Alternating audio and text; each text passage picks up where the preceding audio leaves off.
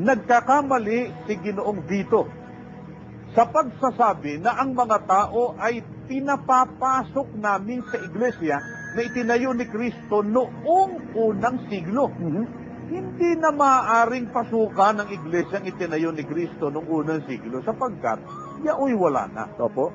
Kung inunawang mabuti ni Ginoong Vito ang lathala sa pasugo na lumabas noong Oktubre 1973 tungkol sa Iglesia ni Cristo na lumitaw noong 1914 dito sa Pilipinas, ay hindi itatanong kung doon kami ganib sa iglesyang itinayo noong unang siglo.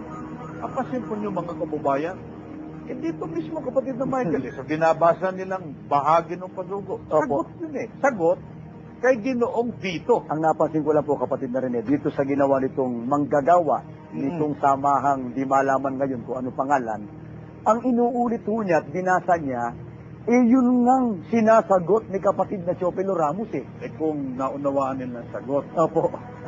At saka kung malinis ang kanilang budhi. Opo. Hindi na nila uulitin yung pagkakamali ni Ginoong Vito na sinasagot niya ni kapatid na Teofilo Ramos. Pansinin, napilit na sinasalo at pinagtatakpan ng mga manggagawa ni Manalo ang malaking pagkakamali na sinabi ng kanilang pahayagan na di umano'y yun daw ang pahayag ng tumutuligsa sa kanila na si Ginoong Vito. Aba, matindi rin namang manloko ang mga taong ito. Atin nga pong muling balikan ang nasabing pahayag ng kanilang pahayagan na sinulat ng isang Teofilo Ramos Sr. Ito ay mababasa sa isang labas ng pasugo, Mayo 1974, sa kolum na may pamagat na ang iglesyang itinayo ni Kristo. Ito ay sinulat ng isang Ginoong Teofilo Ramos Sr.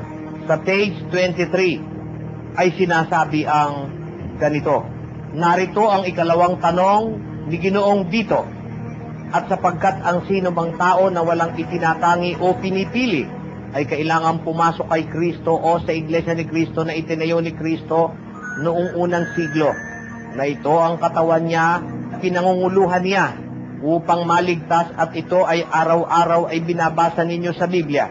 Kayo ba ng mga iglesia ni Kristo, kasama kayo Ginoong Ramos, ay nakapasok na o mga kaanib na sa iglesyang yaon na itinayo ni Kristo noong unang siglo na katawan niya at pinangunguluhan niya?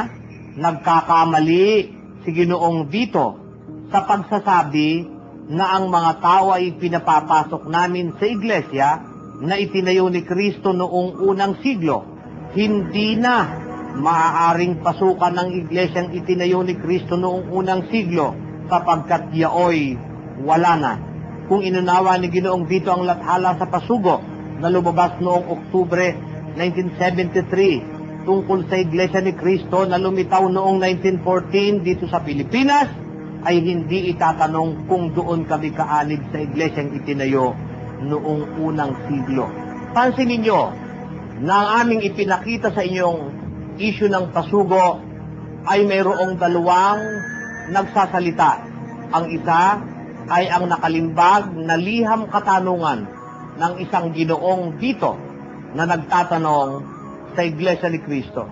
Ang sumunod ay ang sagot na opisyal ng iglesia ni Kristo sa pamamagitan ni Ginoong Teofilo Ramos Sr. na kung saan na siya rin ang nagsabi na hindi na di umano maaaring pasukan ng iglesyang itinayo ni Kristo noong unang siglo sapagkat yaoy wala na, ayon kay Ginoong Ramos. O, tulig sabayan sa inyo alinsunod sa palusot ninyo o ang totoo? Di ba ito ang pahayag ng tagapagsalita ninyo? Hindi ba ang sinabi ni Ginoong Vito ay tanong na nakasulat in italics at yung sumunod na pahayag ay paniniwala na ninyo? Maaari ba namang sabihin ni Ginoong Vito na nagkamali si Ginoong Vito?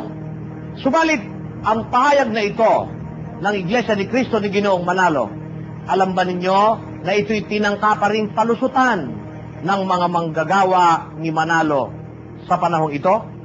Panoorin po ninyo. sabi nila, si Cristo, yung daw tinatag ni Cristo, natalikod. Opo, lubos daw po nalipon. Walang natira kahit Yung isa. salita mo lang natalikod. Opo. Yun ay misconception ni Manalo. Bakit po? Dahil hindi po pwedeng yung tinayo ni Cristo yung matalikod.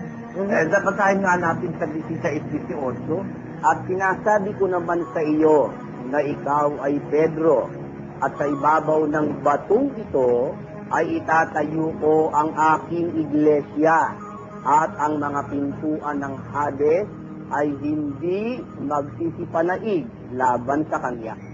Tamo yan. Pwede ba naman yan lipulin mo ng lubos o kaya yung iglesia na yan italikod?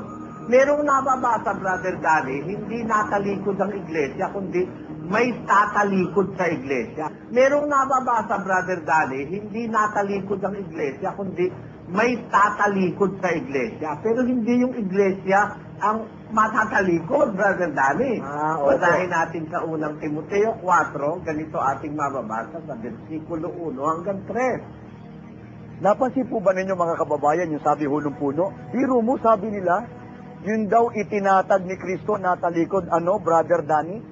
Sumagot ho yung manggagawa, opo, lubos daw pong nalipon. Walang natira kahit isa.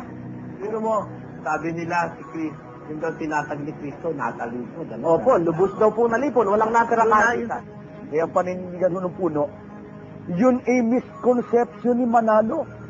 Dahil hindi po pwede yung itinayo ni Kristo'y matalikod. Opo. Yun ay misconception ni Manalo. Bakit po? Dahil hindi po pwedeng yung tinayo ni Kristo yung matalikod. Tapos meron hong paninindig at may pagtitindi ho yung puno, kapatid na rin. Merong mababasa o nababasa, Brad Danny, hindi natalikod ang iglesia, kundi may tatalikod sa iglesia. Merong nababasa, Brother Danny. Merong nababasa, Brother Danny, hindi natalikod ang iglesia. Saan? Saan? Saan? Meron bang ganong nababasa sa Biblia na hindi natalikod ang iglesia? Wala nun na. Merong nababasa, Brother Danny, hindi natalikod ang iglesia, kundi may tatalikod sa iglesia. Merong nababasa, Brother Danny, hindi natalikod ang iglesia, kundi may tatalikod sa iglesia. Pwede ba naman yan lipulin mo ng lubos o kaya yung iglesia na yan italikod? Merong nababasa, Brother Danny, hindi natalikod ang iglesia, kundi may tatalikod sa iglesia. Kapansin-pansin na sila mismo'y nahihirapan sa ginagawa nilang pagtatakip o pagkukumpuni sa mga palpak na pahayag ng kanilang unang mga ministro. Makabubuting suriin natin ang ating mga paniniwala sapagkat maraming manluloko sa panahon natin ito. Paano pa kaya nila tututulan at muling paiikutin ang mga aral at doktrina nilang mali, magkakakontra at pabago-bago?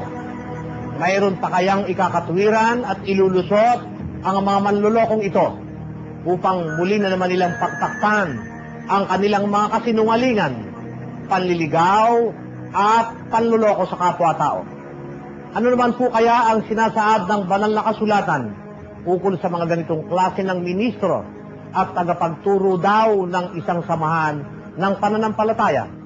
Ano naman kaya ang kanilang ituturo sa kanilang mga miyembro? Mga kasinungalingan din? Itanong po natin kay Brother Eli ang isinasaad ng banal na kasulatan ukol sa mga bagay na ito.